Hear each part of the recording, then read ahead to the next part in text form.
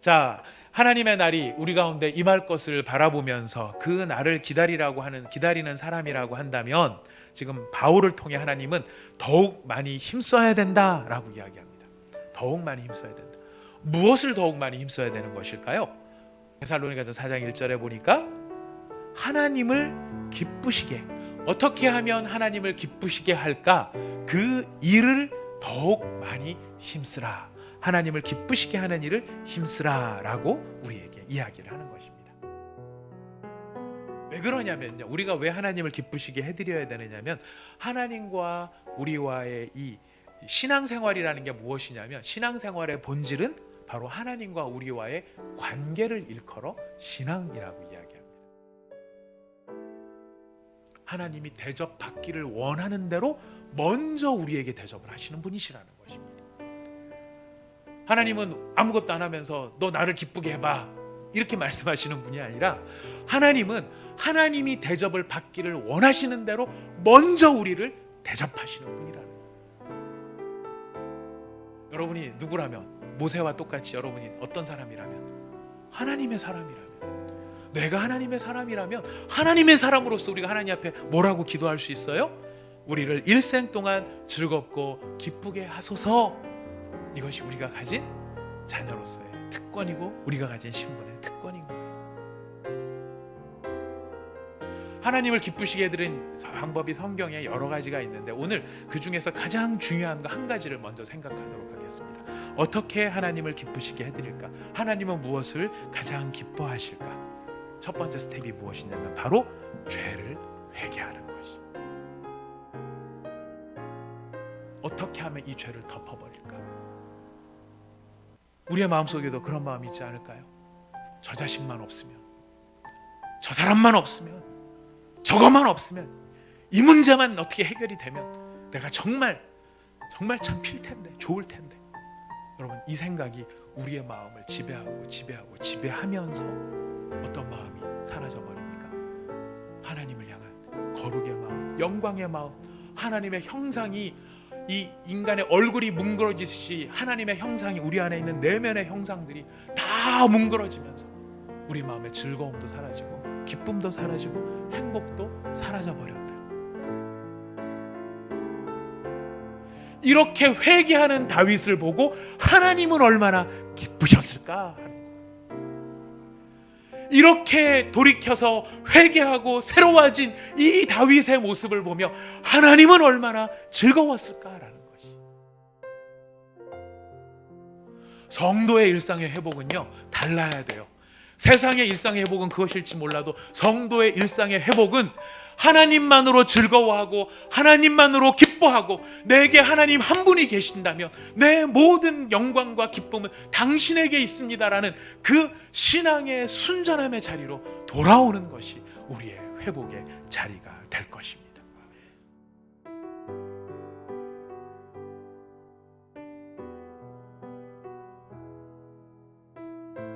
지금 우리가 맞이하고 있는 이 어려움을 겪고 있는 바이러스, 이 바이러스는요, 바이러스는 얼마나 될까요?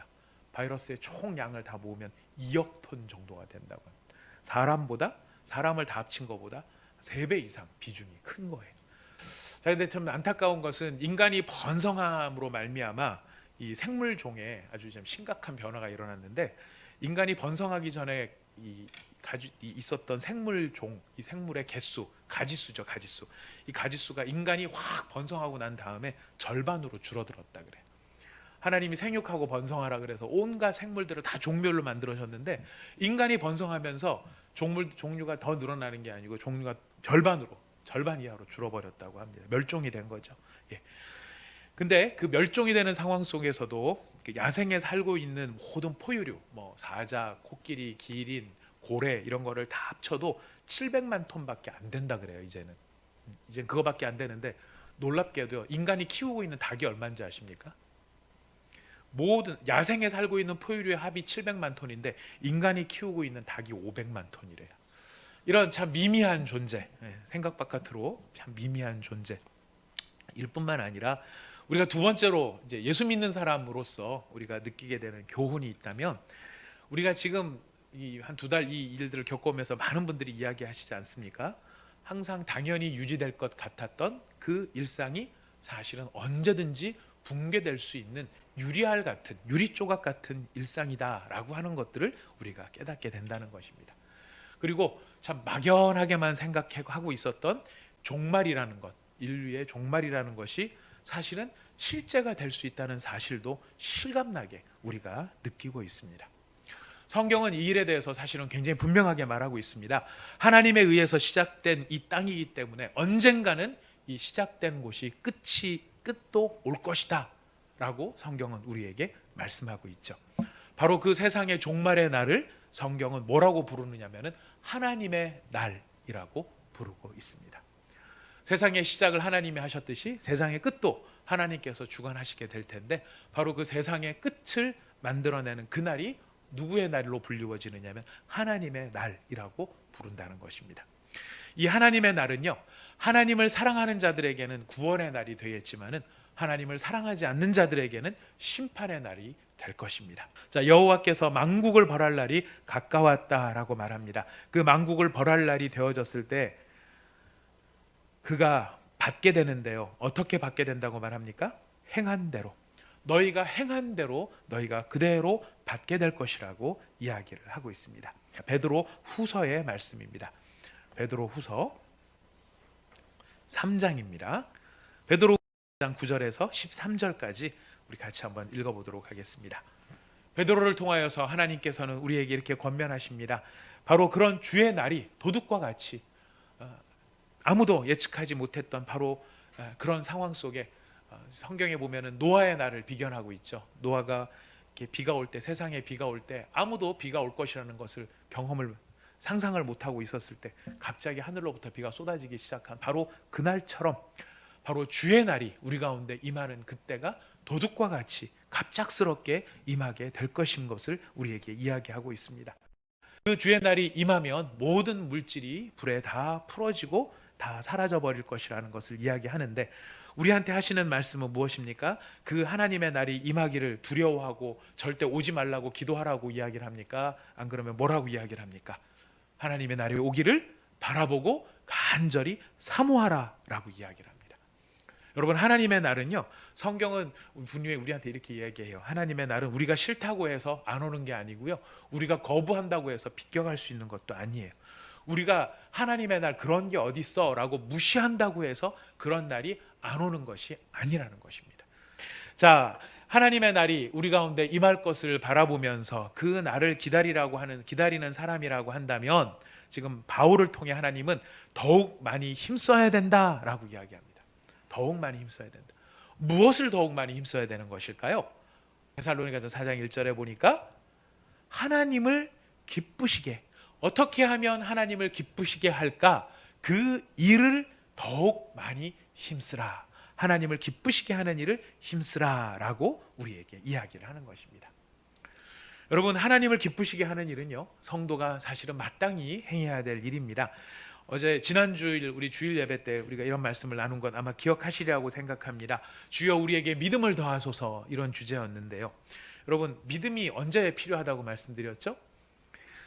어떤 상황에서 믿음이 필요한 것입니까? 홍해를 가르고 태양을 멈추고 죽은 사람을 살려내는 기적을 일으키는 자리에서만 믿음이 필요한 것이 아니라, 우리에게 진짜 믿음이 필요했던 자리는 어디였냐면은 평범한 일상의 삶에서 예수 그리스도의 사람으로 우리가 예수 그리스도의 사람답게 살아가기 위해서 무엇이 필요하다고요?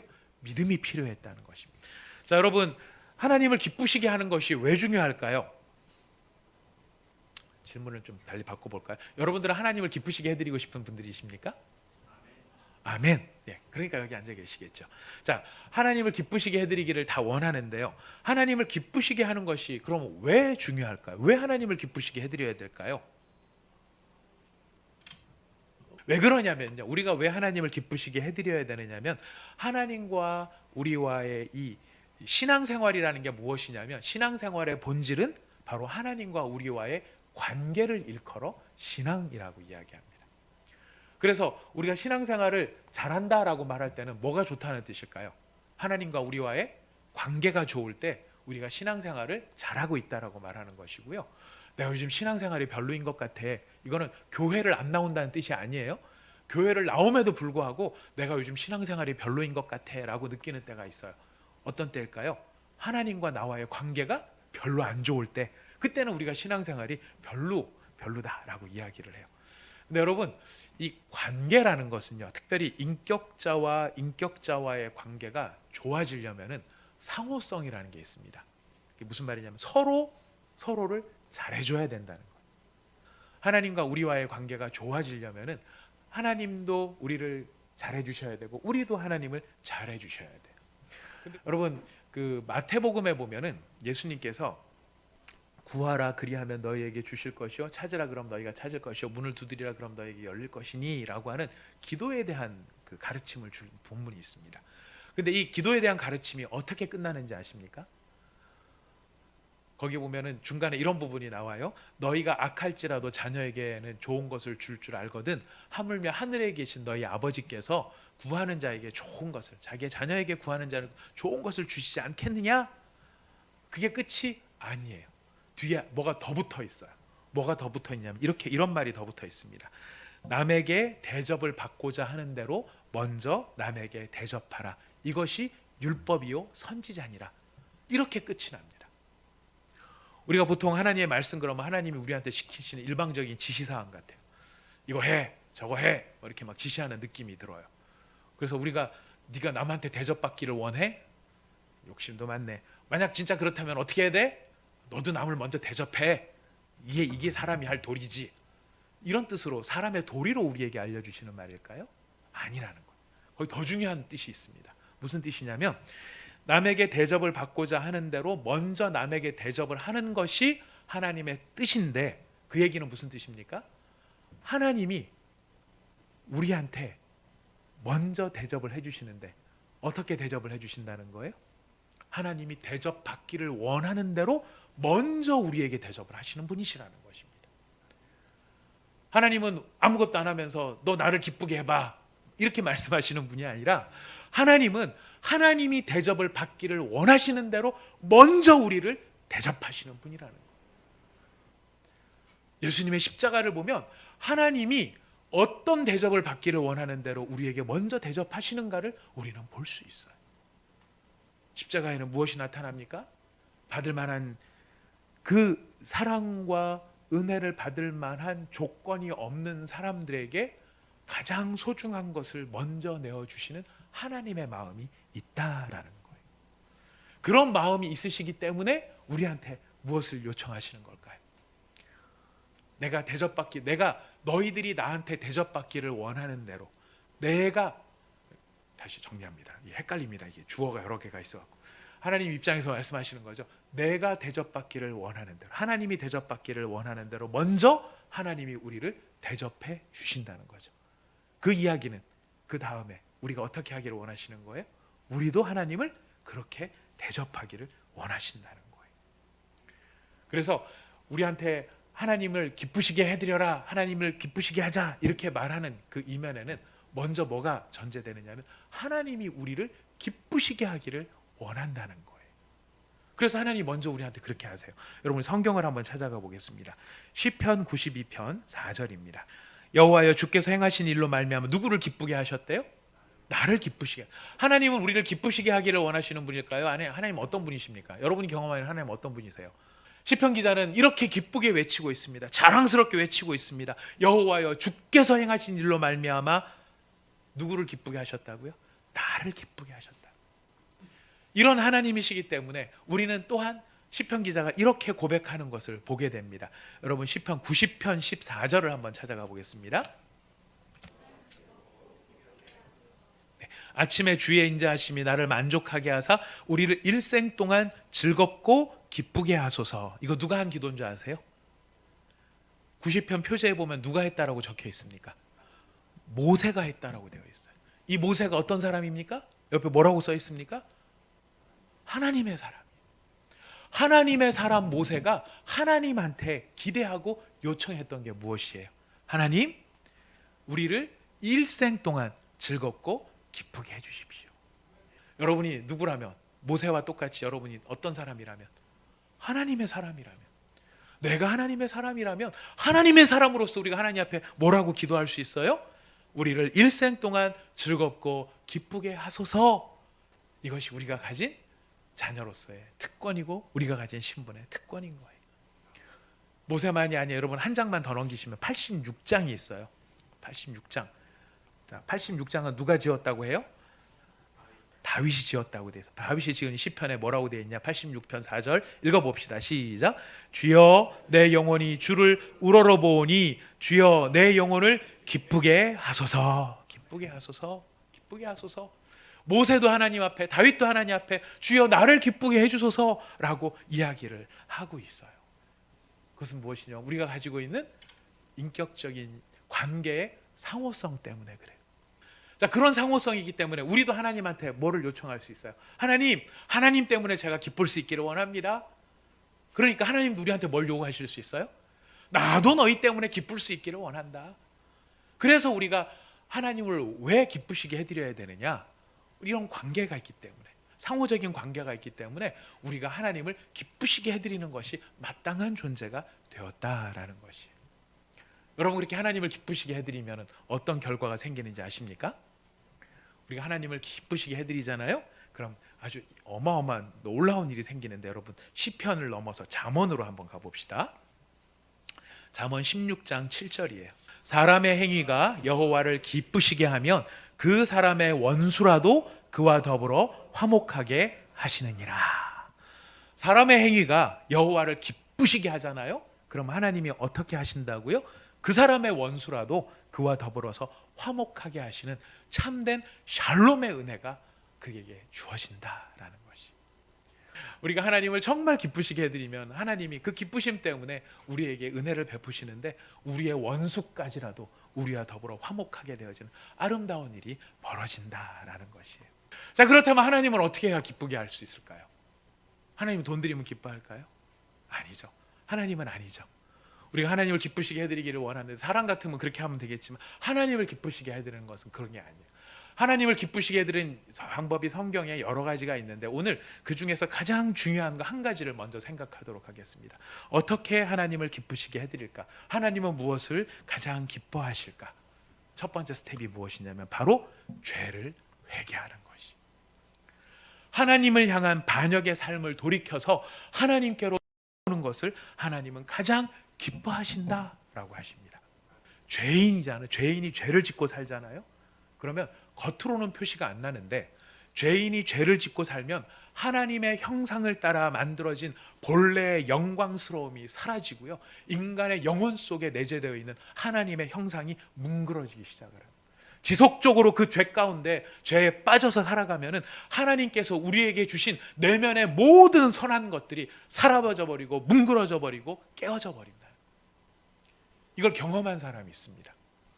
죄로 인해서 자신의 내면이 망가져 버린 것을, 나병에 걸려 있는 인간의 외형이 망가진 것처럼 자신의 외형이 망가진 것을 경험해서 그것을 고백하고 간증하는 사람이 있어요. 시편 51편입니다. 시편 51편 한번 찾아가 봅시다.